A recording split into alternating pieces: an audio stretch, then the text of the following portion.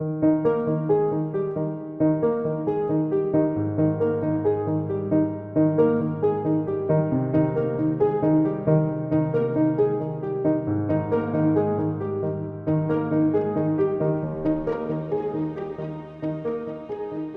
austerity is not a new idea. Governments have cut back on public expenditure at different times throughout the post-war period.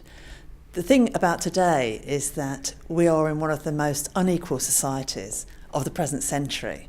In fact, people are often surprised when I say to them that levels of income inequality in Britain today are as high as they were in the days of Downton Abbey. And that's an astonishing level of inequality. So if you start cutting back on public services and public expenditure in that context, then you've got to be concerned and you've got to look at how it's impacting on the poorest people.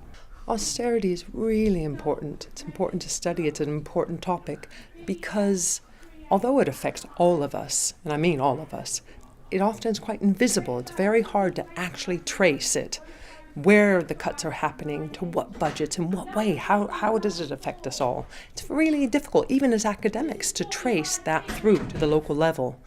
And so one thing we wanted to do was to really make this visible. And so one way in which we're doing that is through the play. Sort it, Boxer! I only spent 200. Work out what I owe and I'll pay it. Oh yeah, he can sort it. He's a miracle worker. It's not me, mate. Look, Paradise takes it from here. I'm just the collector. But I don't want the money. I can't. I won't be able to. I can't. Well, Forum Theatre is a part of what's called the theatre of the oppressed. This comes from a Brazilian theatre director called Augusto Boal. The forum side of it involves creating a play which is more a provocation to an audience, because the aim of it is really to get the audience involved in solving what goes wrong in the story. So the audience change from being an audience to what Boal calls spectators, and I'm there to encourage the audience to question what went on. With the forum side of the play, it's very interesting because it's really unpredictable. You just have to kind of be open to what people say, and when people start asking you questions about your character, being able to fire back and also questioning the audience's views. It's making people think, and it's engaging people. It's taking in these questions of austerity, particularly to do with care, to do with precarious work, to do with housing, to do with debt. It's putting them in this fictional context, and we want the audience to be provoked to want to get involved in the second half of the evening. I think it makes it much more real, much more personal, sort of engaging than sort of something that we might dismiss in a newspaper article, for example. I wasn't sure how it would go for the second half, but everyone got straight into it, and that's really testament to both the performance and the way it obviously provoked people to want to do something.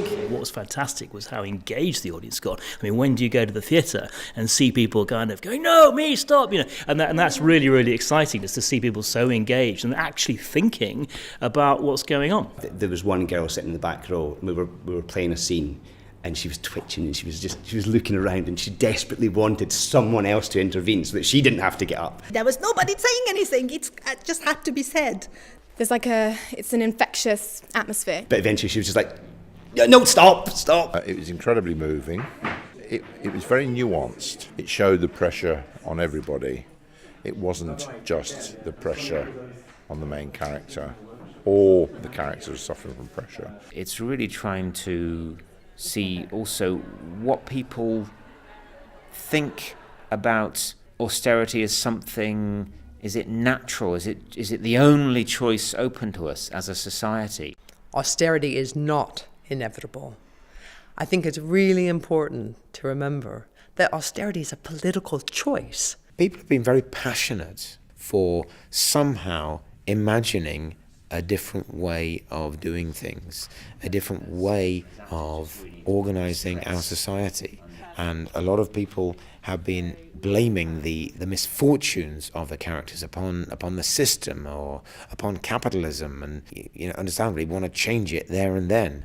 Others have honed in on the actual behaviour of the characters within the microcosm of their world. And it's so easy to put all the blame on one person for what happened to the characters in their downward spiral in the show, but you can't, because it's not their fault really. It was interesting being in the shoes of the character to start to think about how it actually might feel, rather than just being on the outside, being able to say, well, that shouldn't have happened and that shouldn't have happened. Strangely, the play doesn't actually mention austerity once. However, the characters are under the gun of austerity, and they are living and working and surviving under the regime of austerity.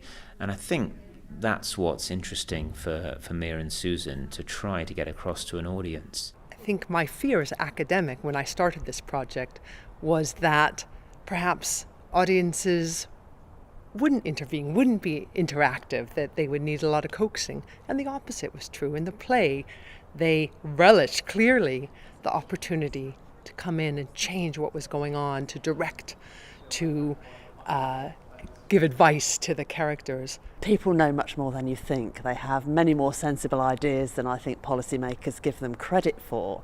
And most importantly, not only do they have a really good grasp of what's wrong, they also have some really fantastic ideas about how to put those things right. We really were able to create a whole that was bigger than the sum of its parts, that the academic world came together with the theatre world to create something that neither could do alone. It was greater than that. And to be able to expand that in scale and scope would be enormously exciting. It's a short play, it's powerful, and it's been tremendously successful in hooking in new ideas about policy directions that we can build on. And in particular, I'm impressed with the way that this production has made me think about the links between what I know in my head and what I feel as a human being in my heart.